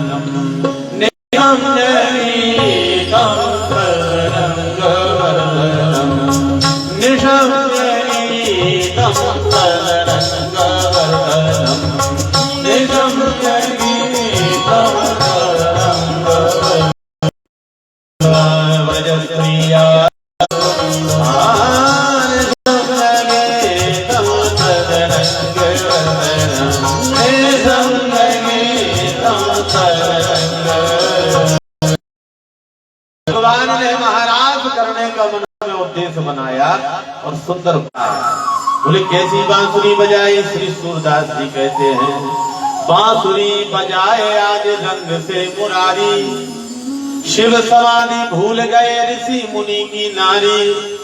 वेद श्रृंगार कर रही थी अपने, तो लहंगा पे जो लहंगा जिसको नीचे पहनना था उसको सिर में पहन लिया, और जो चुनरी थी, चुनरी को ओढ़ा जाता है, लहंगा को नीचे पहना जाता है। तो जब गोपी ने जैसे ही लहंगा पहनो, पतिदेव ने कहा कि सुनो थोड़ा सा गुड़ लाओ, हमको थोड़ा इस दूध में गुड़ डाल करके खाना। जैसे ही महाराज गुड़ लेने के लिए गई और भगवान की बांसुरी कानों में सुनाई दी, तो गुड़ का डब्बा भूल गई। ये कैसी पागल हो गई, क्योंकि पतियों को बांसुरी नहीं सुनाई दी, सुनाई किसको दी? केवल गोपियों को। एक अपने लाला को दुग्ध पान करा रही थी, जैसे ही बांसुरी की धुनी सुनाई दी, महाराज तुरंत धरती पर लाला को पटक दिया। बेचारा लाला छोटा सा बालक खूब रोने लगा, लो, और तुरंत अपने भाव में आकर के उसने प्राणों को छोड़ा, शरीर वहीं लुढ़क गया, आत्मा परमात्मा के पास मिलने के लिए पहुंच गई।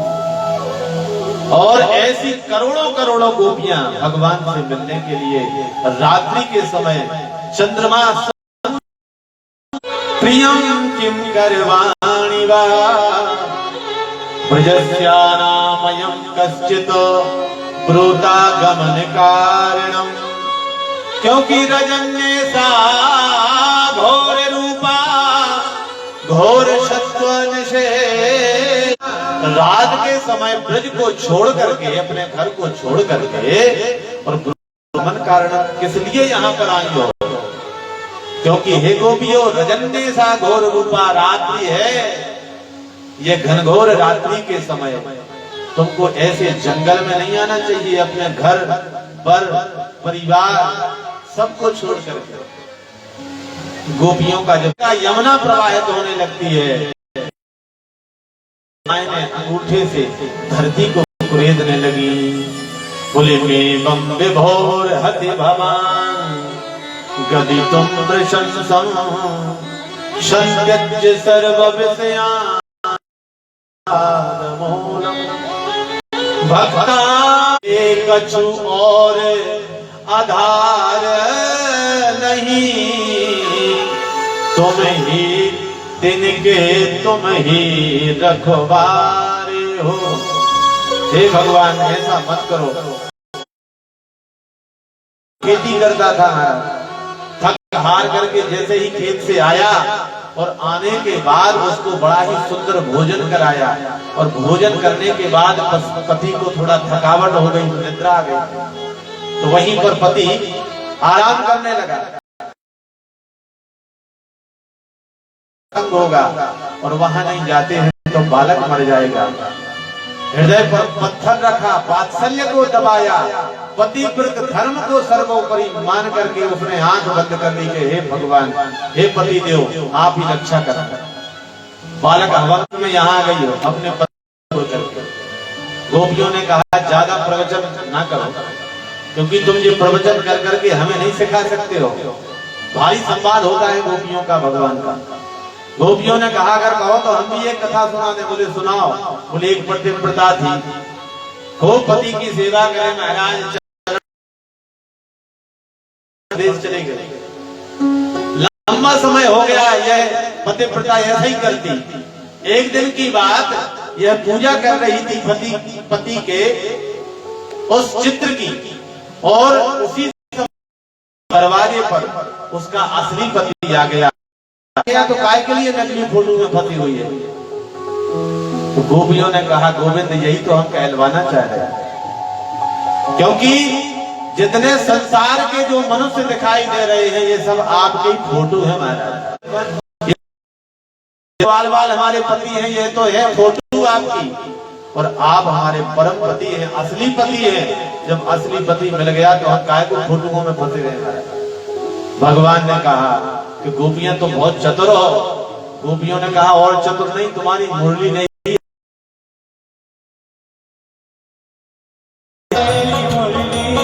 गोपाल तेरी मुरली है, गोपाल तेरी मुरली है, दीवाना कर दिया, दीवाना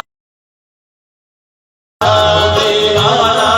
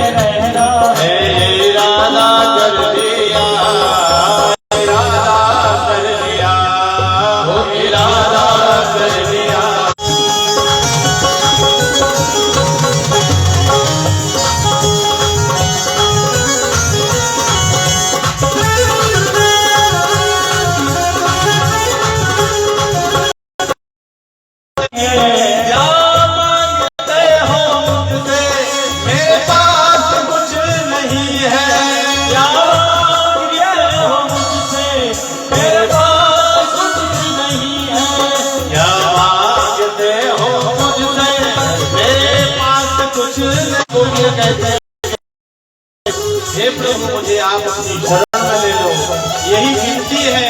क्योंकि घर तजो बर तजो नागर नगर तजो, पर कुछ भी हो प्रभु पर कन्हैया नहीं तजो, मैं आपको नहीं छोड़ सकती हूँ। गोपाल मेरी विनती दिया, वो दीवाना कर दिया,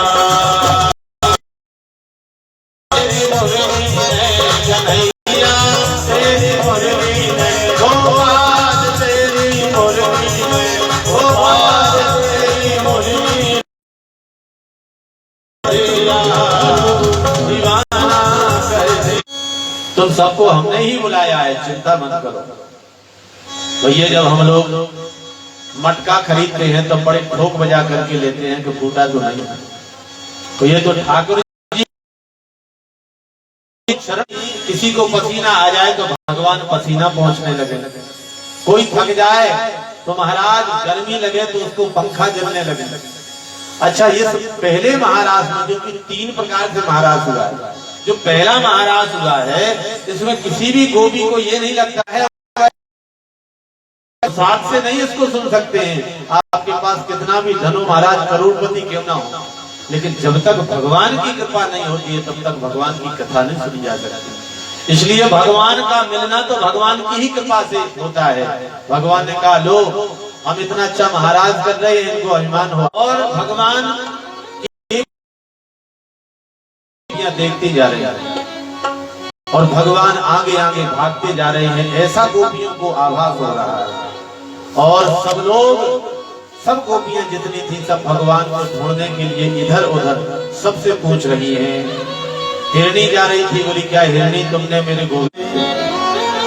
गोपियां कहने लगी कि हे गोविंद, अगर यही सब करना था तो हमारे बीच में क्यों आए? यही हमें अपना थोड़ा सा लाभ दिया, अपना थोड़ा सा आपने यह सौभाग्य की चटनी हमें चखाई, अपने रूप की चटनी, अपने प्रेम की चटनी चखाई और तुरंत अंदर विकृतया मुनिगंध संगम राधा मुकुंद युगलम तदहं नमामि।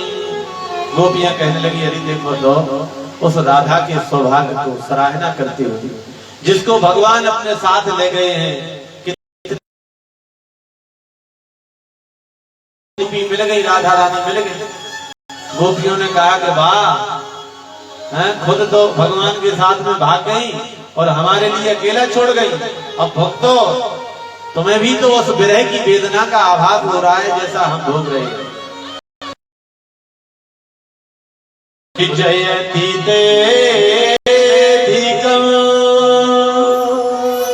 जन्मना व्रजा प्रेयत उषा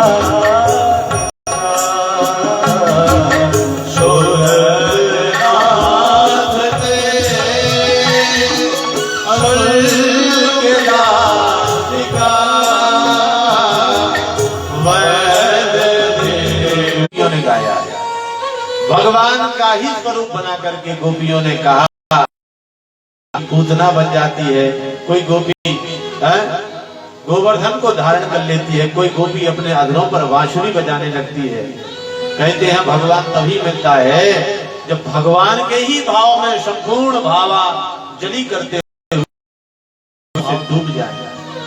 आप प्रकट नहीं होते हैं तो हम अपना यह जीवन नष्ट कर देंगे, हम अपने प्राणों को त्याग देंगे। और जैसे ही महाराज भगवान से प्रार्थना करने लगी कि हे प्रभु लकड़ी जल कोयला भये, ठाकुर जी प्रकट हो गए। बोलो वृंदावन बिहारी लाल की। गोपियां ने जब देखा तो कहां से प्रकट हुए महाराज? भगवान उनके ही वस्त्रों के मध्य से प्रकट हो जाते हैं। और गोपियों ने खूब उलाहना दिया। अब भगवान ने बड़ा ही दिव्य अपने हाथों को ऊपर उठा करके भगवान के उस हम सम्मिलित होकर के बड़े भाव से महाराज का यह दिव्य भाव हम प्रस्तुत करें और उसके बाद फिर भगवान की आंतरिक लीला होगी।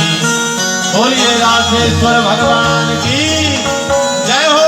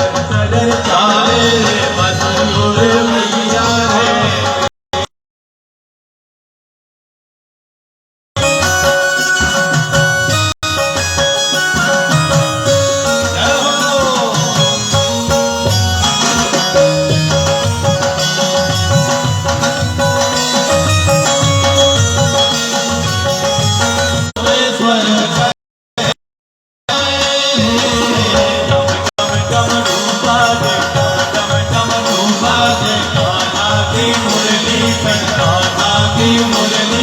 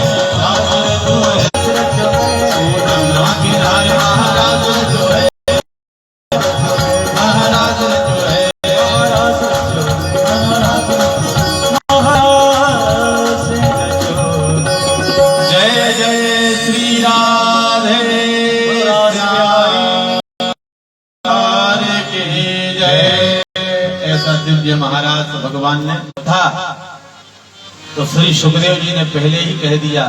बोले राजन, जब मैंने महाराज की कथा आरंभ करी थी तब मंगलाचरण में कहा था भगवान अपिदारात्रि शरदोत्फुल्ल मल्लिका। ऐसे ही अग्नि अच्छी वस्तुएं भी सुखा है और गंदी वस्तुएं भी सुखा देती है, तब भी अग्नि के लिए कोई भी दोषी नहीं कहता है।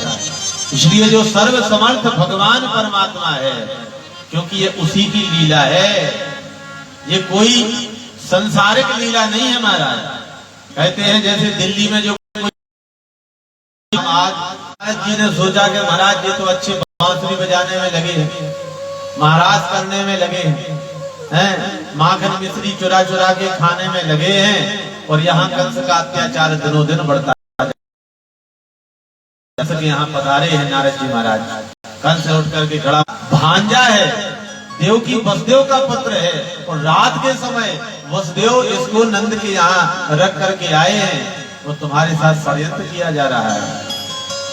कंस तो कमा गया महाराज। बोले अभी जाकर के और हे कंस, हम कुछ नहीं जानते, हम तुम्हें निष्कंटक राज्य करता हुआ देखना चाहते हैं। नारद जी को प्रणाम किया। कंस ने कहा महाराज आप जैसा हितैषी तो आज तक हमें कोई नहीं दिखा है, अगर आपकी कृपा रही तो हम निष्कंटक ही राज करें। नारद जी तुरंत भगवान के पास सारी सूचना दी कि मां बोली ओहो विधातस तवना कुछ दया, अहो विधातस तवना कुछ दया, प्रेम अपार और मथुरा जाते प्राणपति, कैसे हो निर्वाह। अब कैसे जिएंगे? शरीर स्तब्ध है, नजरें झुकी हुई हैं, और भगवान सीधे रथ से उतर करके आए, हे राधा अब मुझे मथुरा जाना होगा, मुझे और भी लीलाएं करनी है, क्योंकि बंसी बहुत तुम्हें जाना ही पड़ेगा। लेकिन मेरी विनती है यह बांसुरी आप मुझे देते जाएं, और यह जो काली कांवरिया आप उड़ करके गायें चराने जाते थे, उस काली कांवरी को भी आप मुझे प्रदान कर दें। तो भगवान ने अपनी बांसुरी वंदो सीताराम पद जिन्हि परम प्रिय। शब्द और वाणी कोई अलग नहीं होता है, जल और उसकी लहरें कोई अलग नहीं कहता है, एक ही चीजें हैं। ऐसे ही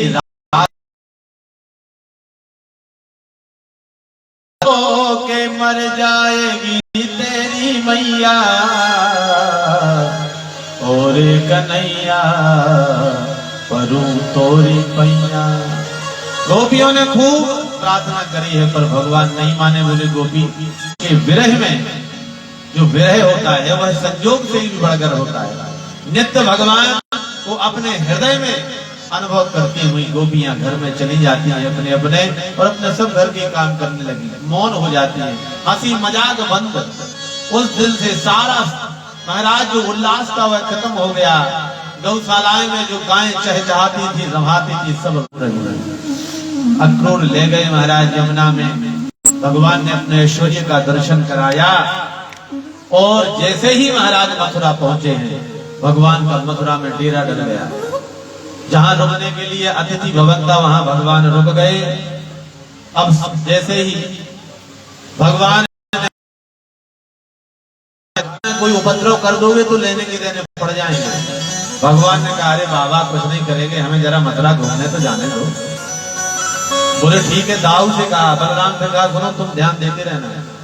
दाऊ जी ने कहा ठीक है गोविंद, और भगवान चले मथुरा घूमने के लिए।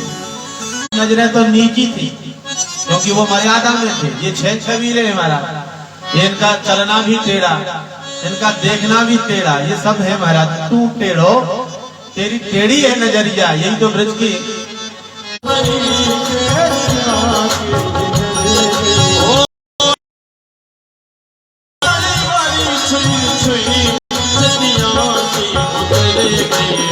जादू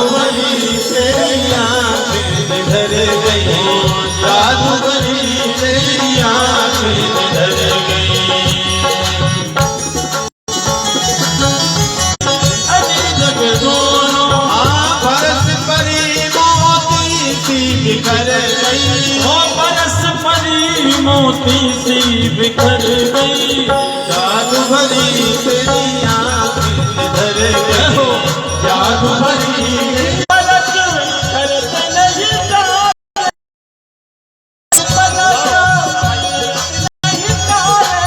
ओ छिन छोरत जनु जान निकल गई, आशिक छोरत जनु जान निकल गई, जादू भरी तेरी आँखें धर गई।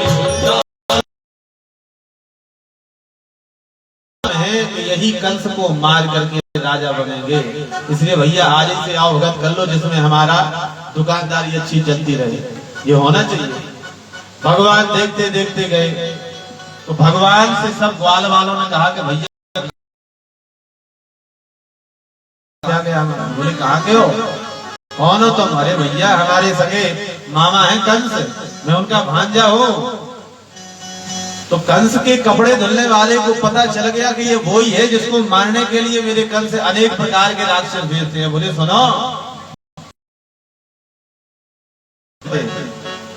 एक छोटा सा जो भगवान का सखा था मन का, बोले गैब था ना, आज तक तेरे से किसी ने इतना अकड़ की बात नहीं की, दिखा दे भाई पूतना वाली ताकत, इसको भी पता चल जाए कि तुम क्या है। भगवान ने कहा दिखा दे। बोले हाँ। और जैसे ही महाराज हथेली का प्रहार करो, तुरंत जाते हैं महाराज दर्जी के पास। उससे कहा कि देखो मेरे ग्वाल वालों को उनके हिसाब के फिटिंग के कपड़े बना दो। कपड़े सिल दिए, बढ़िया कपड़े हो गए। भगवान सुदामा नाम के मालिक के पास पहुंचते हैं जो काटवाया। अब ग्वाल वालों ने कहा कि महाराज अब तो सब बढ़िया है, लेकिन बिना चंदन को मस्तक को अच्छा लगा। बोले चिंता मत करो। उसी समय एक 3 जगह से टेढ़ी कुब्जा चली जा रही थी, बढ़िया अंगराज, अंधा लगना नहीं बोला जाता। और उसको उपहास के द्वारा तुम हमें सुंदरी बोल रहे हो, क्या हम देखने में वृद्ध हो गए हैं? जगह से टेढ़े हैं, क्या सुंदरी है? भगवान ने कहा देखो देवी, मैं ऊपरी कोई भी सौंदर्य नहीं देखता हूँ, तुम तो 3 नहीं कई जगह से भी टेढ़ी हो जाओ। मुझे किसी के शरीर से प्रेम नहीं होता है, मैं आत्मा से प्रेम करता हूँ। तुम्हारा मन बड़ा पवित्र कहते हैं। मैं 3 जगह से त्रिवक्र नामा, मुझे कहीं त्रिवक्रा भी कहते हैं। सब हमारी हंसी उड़ाते हैं, पर मैं एक अंगराज चंदन घोलती हूँ, घिसती हूँ, जिसकी सुगंध इतनी दिव्य है, अति प्रिय लगती है। क्या ऐसा लगा लेते हैं, लेकिन ब्रज में ऐसा नहीं होता है महाराज। ब्रज के तो अलग अलग संप्रदायों के चंदन हैं। एक गलछप्पा संप्रदाय है महाराज, जिसमें पूरे गालों से लेकर के संपूर्ण चेहरे पे चंदन लगाया जाता है। ग्वाल बाल तो ऐसे लगाते हैं, थापक हुआ थोड़ी में हाथ लगाया और जोर का झटका मारा महाराज। तो मुकुंद स्पर्शनाथ सत्यो बभूवो प्रमदोत्तमः। जैसे ही भगवान का ऐसा स्पर्श हुआ, तुरंत सर्वांग सुंदरी बन गई महाराज। 3 जगह से टेढ़ी कुब्जा 16 वर्ष की किशोर अवस्था में आ गई। बोले हे गोविंद, मेरे घर चल करके, और जब परशुराम ने इस धनुष को दिया था तो कंस से कहा था कि देखो जब तक जो धनुष रहे तुम रहोगे, और जो धनुष को तोड़ेगा वो फिर तुम्हें नहीं छोड़ेगा। और धनुष टूट गया, कंस का ये हाल हो गया महाराज, तो उसको हर काली चीज वध किया है और चाणूर मुष्टिक से युद्ध दिया। और जैसे ही संपूर्ण मल्लों को भगवान ने मारा है, कंस तो बौखला गया, चिल्लाने लगा देवकी को मार दो, वसुदेव को मार दो। लेकिन भगवान गए उसके सिंहासन पर चढ़ गए। सिंहासन पर त्रिलोकी का वजन लेकर के कंस की छाती पर कूद जाते हैं। बोले प्रग्रही कैसे सुचलत किरीटम निपत्य रंगो परितुंग मंचात। मंच से खून करके भगवान जैसे ही छाती पर कूदे, कंस भगवान को देख